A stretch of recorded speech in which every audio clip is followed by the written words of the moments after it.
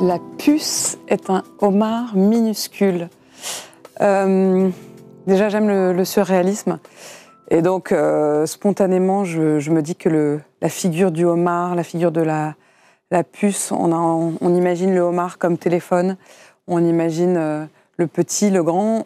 C'est peut-être aussi un peu la définition de notre métier, savoir si on décide de zoomer ou de dézoomer, de se concentrer sur une chose, de le voir, de l'agrandir, mais j'imagine aussi quelque chose de pictural. Et voilà, ce mélange des deux. Bon, ça me fait aussi penser tout simplement au fait que même le scorpion est un homard minuscule. Un jour, mon fils, qui avait, je pense, 4 ans, a vu un scorpion et en fait, lui, ça l'a fait beaucoup rire. Il a dit « Ah, maman, il y a un tout petit homard ». Et donc, en fait, le scorpion lui apparaissait comme le homard et il en riait, il trouvait ça merveilleux.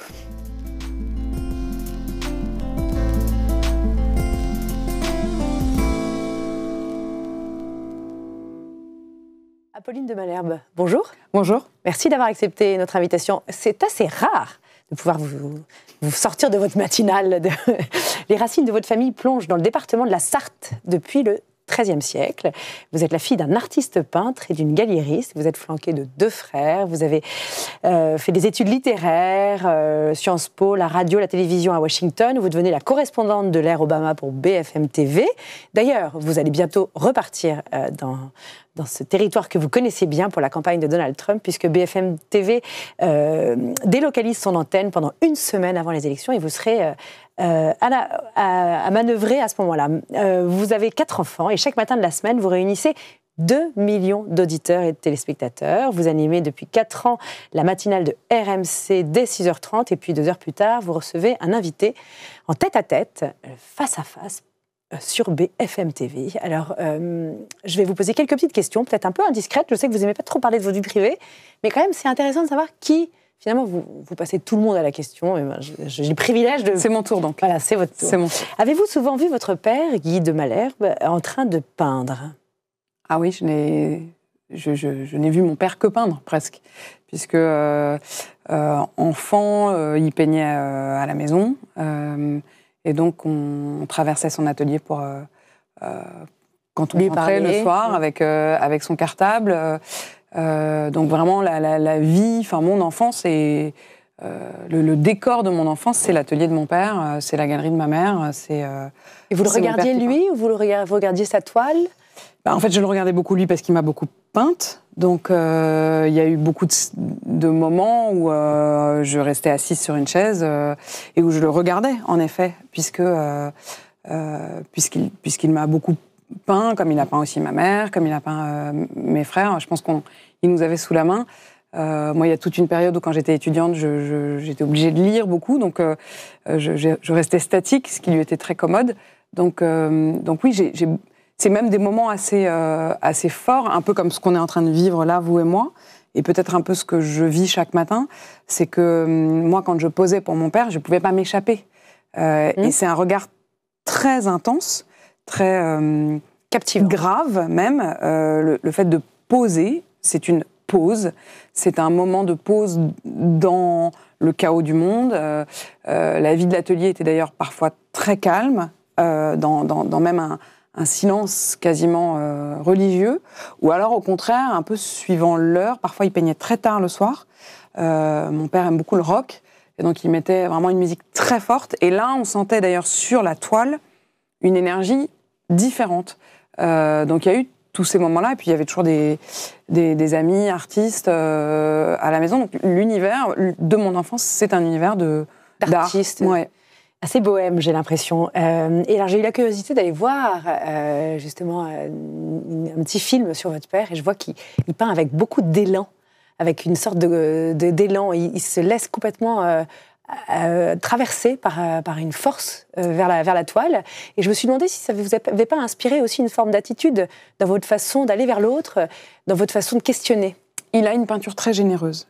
Et c'est vrai que c'est pas... Il y a certains peintres qui sont des miniaturistes ou qui se concentrent pendant des heures et puis qui n'en parlent à personne et puis qui sont un peu taiseux. Mon père, pas du tout. D'ailleurs, il aime beaucoup parler de sa peinture et je trouve ça toujours passionnant de l'écouter. Mais il a aussi une manière de peindre qui est j'aime quand vous dites son geste, parce qu'il dit la peinture se fait en se faisant. C'est-à-dire que le geste du peintre, c'est aussi quelqu'un qui cuisine beaucoup, mon père, qui cuisine comme il peint, c'est-à-dire de manière justement très généreuse, très en mouvement.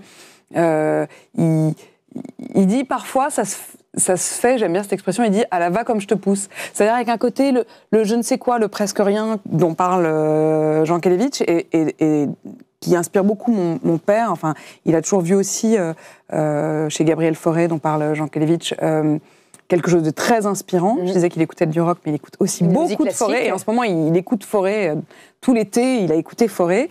Et il y a quelque chose chez lui de cette espèce de générosité. Et puis en même temps, il passe pas des heures et des heures. C'est-à-dire, il peint tout le temps. Mais un tableau ne se fait pas, il va pas travailler 6 mois sur un même tableau. Il y a le geste, il y a la générosité et il y a l'idée... Un élan créatif. Que j'aime chez Géricault, par exemple. C'est-à-dire ce geste, ce mouvement, cette générosité, cet élan. Si je vous dis poussette, manteau, fenêtre ouverte... Mais où avez-vous trouvé cette histoire? D'aller chercher. Je pense à ce que je trouve à la fois admirable et un peu fou, qui est que peut-être que ma mère m'a donné quelque chose de bon allez, on se débrouillera. C'est que en fait mes parents m'ont eu très jeune, à 20 ans. Et donc, ils étaient à Boîtier étudiant, commençant déjà à peindre pour mon père. Ma mère était à l'époque professeure pour handicapés mentaux. Ils n'avaient pas beaucoup de temps, pas beaucoup de fric et pas forcément la patience, je pense, de s'occuper de leurs enfants. Et donc, ma mère me mettait mon manteau, me mettait mon écharpe, me mettait dans la poussette, me mettait devant la fenêtre et ouvrait la fenêtre. Elle m'a jamais emmenée au parc. Et c'était la promenade. Et finalement, vous voyez... Non, mais... Alors, j'en ris maintenant, mais... Peut-être qu'il y avait un arbre, peut-être non, mais je pense souvent... Alors non, en fait, c'était sur une arrière-cour d'un immeuble un peu sombre. Mais je pense souvent à ce qu'elle m'a probablement transmis, qui a un côté... On se fait des montagnes, on se dit toujours... Et aujourd'hui, je pense souvent aux mères qui sont prises dans des injonctions très contradictoires, où on vous dit à la fois qu'il faut être hyper cool, hyper féministe, il faut savoir tout faire, il faut bosser, machin, puis en même temps, on vous dit que votre enfant, il faut que ce soit parfait, que vous arrêtiez de fumer, arrêtiez de boire, qu'ils soient inscrits à tous les cours possibles, que vous puissiez les mettre souriants sur Instagram. Et je trouve ça terrible, je trouve la pression sur les femmes est en réalité paradoxalement beaucoup plus importante aujourd'hui qu'à l'époque de nos mères. Je vous mets dans le même sac que moi, mais à l'époque de nos mères, où en fait, c'est le moment où ils ont découvert le lait en poudre, le fait qu'ils pouvaient, à l'époque encore, boire un verre de vin sans culpabiliser. Je trouve qu'on est dans une époque très paradoxale de ce point de vue-là. Tout à fait. Et moi, je pense que petite, vous avez aussi fait campagne. J'ai pas souffert tant que ça, en tout cas, du fait de pas aller au parc et de me contenter d'être juste devant la fenêtre dans une poussette. Je sais aussi que dans votre petite enfance, vous avez pas mal suivi votre grand-père, qui était Armand de Malherbe, qui a fait campagne pour être conseiller général dans la Sarthe, et vous faisiez campagne avec lui sur les marchés, etc. Est-ce que vous croyez que c'est là que vous avez attrapé ce virus de la politique? J'ai un super souvenir, en tout cas. C'était génial. J'avais 6 ans, donc c'est vraiment enfant, et je l'accompagnais. Alors, je ne l'ai pas accompagné sur les campagnes pour être conseiller général, mais il l'a été pendant des années, mais il a surtout été maire de son village pendant 30 ans. Et donc, je l'accompagnais dans la tournée des caves, parce que dans la Sarthe, il y a du vin, le Janière, et c'est là qu'on fêtait les soirées électorales, et donc je faisais toutes les caves avec mon grand-père, où les soutiens, ça vous a donné le goût de quoi? Je crois quelque chose de l'écoute. Il écoutait beaucoup, quelque chose de la passion de son territoire. Mon grand-père est quelqu'un qui a fait énormément pour le développement de la Sarthe, et encore aujourd'hui, on m'en parle, et des gens qui sont de tous bords. Mon grand-père était ce qu'on pourrait appeler un social-démocrate, un humaniste chrétien, apprécié honnêtement de tous, et d'ailleurs réélu, et de gens qui aujourd'hui, il y a un village à côté, qui est le village de l'Homme, où le maire est communiste, qui me dit encore avec beaucoup d'émotion dans la voix qu'il a aimé mon grand-père, à l'inverse d'autres. Enfin, je crois qu'il était hors catégorie politique, c'était d'abord un élu local, et oui, je me suis dit, on peut donner de son temps, et je garde... Dans ce monde où les politiques ont dit c'est tous des pourris, etc., moi, j'ai d'abord un a priori toujours positif sur un politique. C'est-à-dire, je me dis, s'il est là, c'est qu'il a été capable de donner sa vie au départ. Alors après, oui, il y a le pouvoir, il y a l'ego, il y a tout ce que vous voulez, mais au départ, il y a un sacerdoce. Il y a l'envie de changer quelque chose en mieux quand même. Et vous avez cette envie aussi, venez, on va en parler.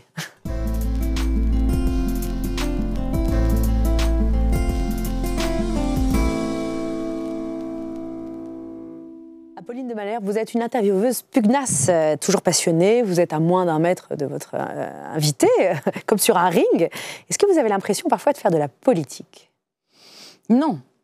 Non, alors là, pour le coup, pas du tout. Mais d'écouter, peut-être d'accoucher les politiques, oui. Non, de faire de la politique, non. D'être un peu dur avec certains, un peu irrité par un certain type de réponses que vous reconnaissez comme des réponses de mauvaise foi. Oui, d'abord, je suis, je crois, assez franche du collier. Donc ça se ressent. On voit bien que parfois, ça m'agace qu'ils répondent pas ou qu'ils répondent à côté.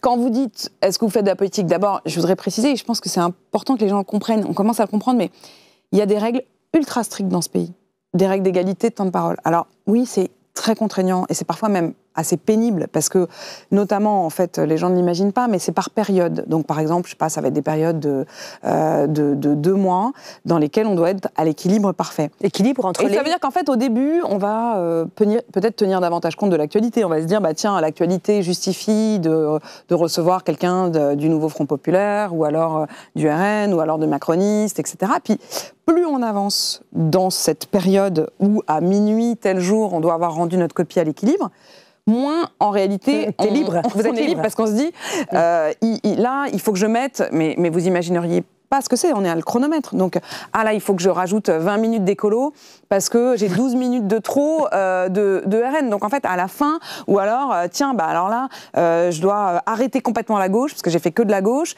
Donc, il va falloir que je me mette de la droite. Ah ouais, mais plus personne n'est dispo à droite. Bon, alors, on prend la liste et puis on finit. Et en fait, on met de la droite pour faire du temps de parole. Donc, à la fois, je trouve ça formidable que ces règles existent, et je me dis heureusement qu'elles sont là, parce qu'en fait, en France, on continue à penser que l'information est au-dessus, c'est une forme de pilier de notre démocratie, et ça doit être au-dessus de tout ce qui est marketing, audience, tout ça ne doit pas rentrer en ligne de compte quand il s'agit d'informer le public sur la politique. Et en même temps, c'est vrai que ça a des conséquences qui sont parfois grotesques. Vous nous verriez dans la rédaction en train de dire, bon alors là, il me manque, à minuit, je vais te rajouter 2 minutes d'écolo pour que, et on va le rediffuser en boucle pendant 3 heures pour que pouvoir retrouver nos... Évidemment qu'on arrive à des choses un peu absurdes, mais ces règles, on les respecte, et je suis assez fière d'être dans un pays où ces règles existent. Où étiez-vous le soir de la dissolution, Apolline ? J'étais en plateau. J'ai annoncé et découvert en direct la dissolution, puisque je présentais les soirées électorales aux côtés de Maxime Switek.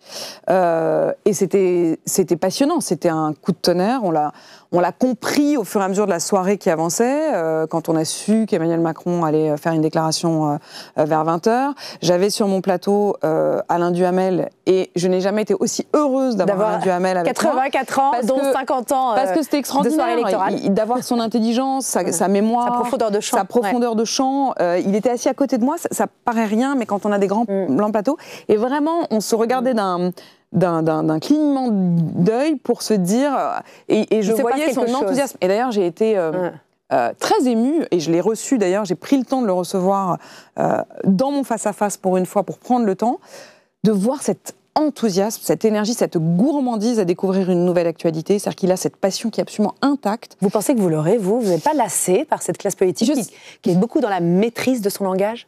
Je ne sais pas si j'aurai le même enthousiasme, j'espère. Je ne sais pas aussi si notre génération se dit qu'elle a envie de rester à commenter jusqu'à 84 ans. Bon, mais en même temps, je trouve ça génial. Enfin, je me dis, tant qu'on trouve ça passionnant de l'écouter, tant qu'il a vraiment cette chose à nous apprendre, moi j'aime le fait qu'il y ait justement plusieurs générations. J'ai souvent dit, et je le crois volontiers, que quand on est une femme à l'antenne, vous avez une date de péremption un peu plus tôt que les hommes, mais bon, c'est à la fois naze et en même temps, je suis réaliste et lucide. Oui. Mais en tout cas, sur le fond, que ce soit par écrit, à la télé, à la radio, etc., avoir cette curiosité du monde, cette passion cette gourmandise. Du monde. Et d'ailleurs, je lui ai posé la question l'autre jour, et c'est une question que je trouve très importante dans notre époque. Je lui ai dit, est-ce que vous aimez notre époque ? Et parfois, on est tenté de se dire, mais notre époque est épouvantable, elle est hyper violente, etc. Bon, et je pense à une phrase de Saint-Augustin qui dit, on doit aimer ce monde parce qu'on n'en a pas d'autre à aimer. en fait, aimons cette époque. Alors oui, désolons-nous de ses limites, de ses excès, et tentons chacun à notre place de faire mieux. Mais je ne suis pas dégoûtée de notre époque. Je ne suis pas, et j'ai aimé qu'ils me disent voilà, il y a des choses que je comprends pas, mais ils continuent à avoir cet enthousiasme. Ça m'a beaucoup émue. Mais Apolline, quand vous recevez tous les matins des hommes politiques sur une longue séquence quand même, vous n'avez pas l'impression qu'ils contrôlent un peu trop, ils maîtrisent un peu trop leur image, ils contrôlent un peu trop leurs paroles et qu'il est très difficile de faire sortir ces hommes politiques de leurs petites angoisses, que les réseaux sociaux s'emparent d'une petite phrase ici et là, etc. Et bien sûr que c'est exaspérant. Il y a des moments où j'ai envie de les secouer et de leur dire « mais vas-y !» C'est le moment de dire, oui. Donc, bien sûr, et en même temps, alors je vais peut-être vous décevoir là-dessus, mais je me mets à leur place. Qu'il est difficile aujourd'hui, et c'est pas tant, je trouve, leur faute que la faute, pour le coup, en effet, des réseaux sociaux, des jugements, des choisis ton camp, des injonctions à être toujours du côté de la morale et du bon. Ils ont peur de chaque mot qu'ils vont dire. Dans un sens, d'ailleurs, je pense que ça date d'il y a beaucoup plus longtemps que la question des réseaux sociaux.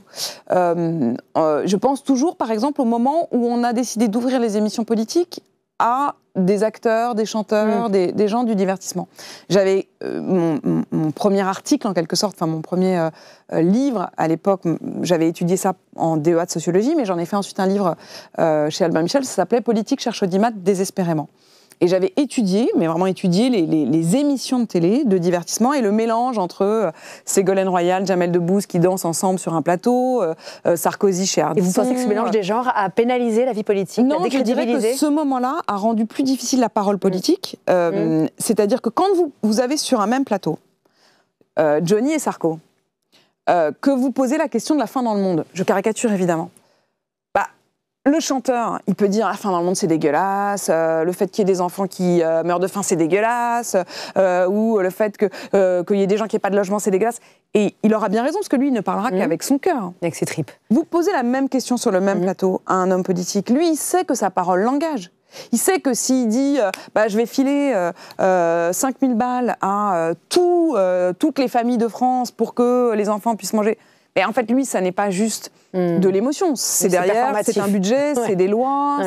Donc, leur reprocher ensuite de ne pas avoir la même générosité, élan, d'être des pisse-froids ou des gens qui sont dans la langue de bois, c'est un peu injuste, je trouve, parce qu'on a notre part de responsabilité en ayant mis sur un même plan une parole qui engage et une parole qui n'est que l'émotion. Et alors vous, est-ce que vous avez parfois peur d'aller trop loin dans votre façon de questionner et que ça devienne viral et qu'on montre l'image où vous avez été très agressif avec quelqu'un, très, disons, pugnace un peu trop avec une autre? Est-ce que vous n'avez pas l'impression que vous aussi, vous êtes un peu sous surveillance finalement? On est tous sous surveillance. Enfin, je pense comment qu'on on est dans une époque de surveillance. Après, je me console de cela en voyant, typiquement, je sais pas, ces derniers jours, je reçois un coup François Ruffin, j'ai reçu Éric Piolle, maire de Grenoble. Très controversé ici, je sors, je veux dire, très intéressant, parce que c'est un personnage, honnêtement, qui lui-même est habité par le doute, c'est-à-dire que il a une sorte d'idéologie ou d'utopie sur l'être humain, où il faudrait pas où la sécurité, l'armement n'entraînerait que l'armement, et puis en même temps, le constat, c'est quand même que sa ville est en ce moment dans un moment de très très grande souffrance. Je sors du truc et j'ai sur les réseaux sociaux certains qui disent la journalope gauchiasse qui a déroulé le tapis rouge à Éric Piolle, et de l'autre côté, mais vraiment, on voyait qu'elle le déteste. Ça je me console en voyant les passions de chacun qui projettent chacun. Ça vous affecte jamais? Jamais vous vous dites, là, j'ai vraiment dépassé ma modération journalistique. Ça m'affecte. Je m'affecte toute seule, j'allais dire. C'est-à-dire que moi, quand je sors d'une interview, je suis toujours dans le doute. Je me dis, non, mais ça, j'aurais dû faire autre chose, ça, j'aurais dû faire mieux. Puis en fait, j'ai pas posé cette question-là. Vous inquiétez pas, même pas en direct, c'est pareil. Donc on a ces doutes. En revanche, oui, les réseaux sociaux, le bruit du monde... je vais pas vous dire que c'est agréable, mais en tout cas, ça ne m'anime pas, ça ne m'angoisse pas, et surtout, ça ne me retient pas de garder une forme peut-être de spontanéité, de naturel, tant qu'on peut, quoi, voilà. Vous avez un mari psychanalyste. Donc, ça veut dire que vous préparez ces interviews, sûrement en lui parlant ou en lui demandant. En plus, il a été très proche, il a été à Matignon sous Manuel Valls, conseiller politique, donc il est très avisé sur ces questions. Est-ce que vous pensez que vos questions, elles sont le fruit d'une sorte de maïeutique à deux déjà, pour arriver à arriver un peu à l'essentiel? Parce qu'avoir une interview chaque jour, comment se renouveler dans nos questions, comment se renouveler dans nos curiosités si on n'est pas accompagné comme ça, par une équipe? Évidemment que il y a des discussions et que dans les discussions émergent. Et puis, c'est vrai qu'en plus, il a une intelligence de la parole, j'allais dire même de la maïeutique, que j'admire énormément. C'est-à-dire qu'il a d'ailleurs parfois une capacité d'écoute bien plus grande que la mienne. Nous sommes là sur un canapé. Le fait d'être sur un divan, moi je trouve la psychanalyse, l'introspection, le travail sur soi, être quelque chose de remarquable. C'est-à-dire ne pas subir ses émotions, ne pas subir sa vie. Donc de ce point de vue-là, je lui suis immensément recevable d'avoir cette intelligence, cette finesse, cette écoute, cette humanité. C'est remarquable. Oui, il y a des interviews où je pense qu'il a été dans les échanges sur l'humain.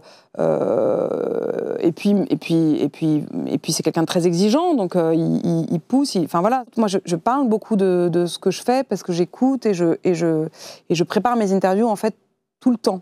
C'est-à-dire que je les prépare sur mon téléphone, je n'ai pas d'ordinateur, je n'ai pas de bureau. Donc en fait, tout en parlant avec vous, je vais me dire, tiens, c'est marrant, demain, je reçois un tel. Oui, ça me fait penser que... Et je vais me noter une phrase avec les uns et avec les autres. Vous les préparez beaucoup, vos interviews, ou elles sont très intuitives? Non, je les prépare et puis elles sont intuitives, mais j'ai pas vocation à tout savoir avant d'interviewer quelqu'un, mais avoir quand même... Travailler le maximum vous permet aussi une forme de liberté. Je dessine quand même un chemin. J'essaie de dessiner un chemin. Donc je ne sais pas très bien répondre à votre question. Je répondrai oui et non. C'est-à-dire oui, bien sûr, pleinement. Et puis, oui, la vérité, c'est que je me nourris de tout. Et bien sûr, beaucoup aussi des échanges. Et la séquence actuelle, juste en deux mots, la séquence actuelle complètement chaotique et assez... Cette lente attente d'un gouvernement improbable et en fait terrible, enfin en vrai terrible. Je trouve que... désolante, vous voulez dire? Oui, désolante, je vous le disais, je continue à avoir une certaine admiration pour les politiques, quels qu'ils soient et de quelque bord qu'ils soient, parce que je pense que chacun a une forme de sincérité. Et donc se dire que finalement... tout ça pour attendre 2 mois d'accoucher d'un gouvernement, moi je pense que c'est désolant, je pense que les Français s'en sont lassés, je pense que les Français d'ailleurs, heureusement qu'il y a eu les Jeux Olympiques qui étaient magnifiques de cohésion, d'humanité, et que j'ai adoré d'ailleurs, je crois que c'est, je sais plus si c'était dans le Figaro ou dans Le Monde, vous me pardonnerez, mais il y a eu un titre, je sais même pas ce que vous allez dire. La France s'est reposée d'elle-même, les Français se sont reposés d'eux-mêmes, et je trouve cette phrase extrêmement juste. Je pense qu'on s'est reposé de nous-mêmes et qu'au fond, on doit continuer à garder ça. Moi, depuis la rentrée, c'est marrant, j'ai l'impression de vouloir, dans les interviews, donner plus de temps, être moins saccadé, les laisser parler davantage. Peut-être que c'est parce que moi, je reviens aussi de vacances, je suis plus reposée. Mais je crois qu'il y a aussi un peu un effet Jeux Olympiques, c'est-à-dire un effet... on a envie aussi de faire le pari que les choses vont marcher. On s'est trop trompé. Nous-mêmes, journalistes, on a tous dit « Ah, organiser les Jeux Olympiques dans cette période, etc. » Tout le monde est si content que ça se passe bien. Ça se passe bien dans un moment, en plus, assez lourd institutionnellement. On était un peu dans une inquiétude. Vous avez observé Emmanuel Macron dans tout ce septennat, finalement, du premier jour au dernier jour. Est-ce que vous pouvez me dire comment vous sentez qu'il a évolué, le caractère un peu métallique qu'il avait au début, et est-ce que vous sentez qu'il s'est renforcé ou qu'au contraire, maintenant, l'homme est de plus en plus libre à cette fonction? Je l'avais rencontré en fait avant même qu'il ne devienne président, quand il travaillait comme secrétaire général adjoint de l'Élysée, sous François Hollande. Et à l'époque, j'avais été très frappée par à la fois beaucoup d'intelligence, mais en même temps beaucoup de critiques sous le toit même de l'Élysée, où il avait un petit bureau sur le côté, où moi j'étais reporter politique. Il critiquait énormément déjà François Hollande, pour lequel il travaillait à l'époque. Évidemment, comme journaliste politique, je l'ai observé évoluer. Je l'ai reçu 100 jours avant les Jeux Olympiques pour une grande émission spéciale au moment des Jeux Olympiques. Ce qui me frappe, c'est le décalage entre sa très grande lucidité, y compris, à l'époque, c'était un moment de grands troubles aussi, avec la mort de ce jeune garçon qui avait été tabassé à la sortie de son collège parce qu'il avait eu une histoire avec la petite sœur de grands frères qui sont presque venus comme un crime moral.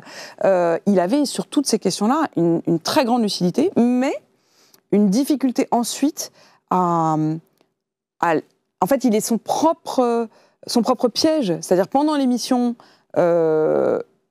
on sent cette lucidité, mais ensuite il la noie, il parle pendant des heures, et moi-même à un moment, je dis stop, et je fais ce geste, je dis mais stop Monsieur le Président, arrêtez, ça suffit, je veux pouvoir poser d'autres questions. Et il t'écoute, il vous écoute? C'était dans un ton très RMC, c'est-à-dire je pense que ça c'est notre force, c'est une forme de très grande liberté, c'est-à-dire que moi ça me dérange pas de dire au président stop, time break là, Monsieur le Président. Et donc il s'arrête un peu, mais il repart. Et donc je pense qu'il est persuadé, c'est sa très grande difficulté à faire confiance aux autres, à se dire parfois je peux me taire et d'autres peuvent parler, parfois je peux ne pas faire et d'autres dans mon équipe peuvent faire. C'est son côté, et c'est pour ça qu'il se retrouve pendant 3 mois à vouloir faire lui-même la majorité, cette majorité introuvable, au lieu de laisser Lucie Castet ou d'autres faire ce job, trouver ou ne pas trouver de majorité. Mais c'était pas son job à lui, c'était le job d'un ou d'une première ministre. Bon, en tout cas, à suivre. Merci Apolline de Malherbe d'avoir accepté notre invitation. Merci à vous.